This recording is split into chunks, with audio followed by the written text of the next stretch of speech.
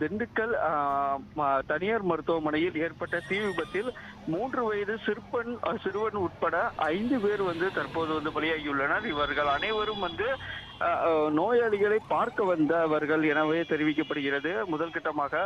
மேலும் அவர்கள் லிப்டில், அதாவது ஹாஸ்பிட்டலில் உள்ள லிப்டில் மாட்டிக் கொண்டதன் அடிப்படையில் அவர்கள் தீயில் சிக்கியுள்ளனர். இதில் 3 பேருக்கு தீக்காயங்களும், 2 பேர் புகையினால் சிறுவன் உட்பட இன்னும் மற்றொருவர் புகையினால் பாதிக்கப்பட்டு உயிரிழந்துள்ளனர் என முதற்கட்டமாக தெரிவிக்கப்பட்டுள்ளது தௌசிக்.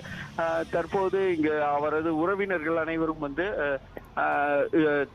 ஜிஹெச்சில் குவிந்த வண்ணம் இருக்கின்றனர். மேலும் 100க்கும் மேற்பட்ட நோயாளிகள் ஜிஹெச், அதாவது திண்டுக்கல் அரசு மருத்துவமனைக்கு கொண்டு வரப்பட்டுள்ளனர்.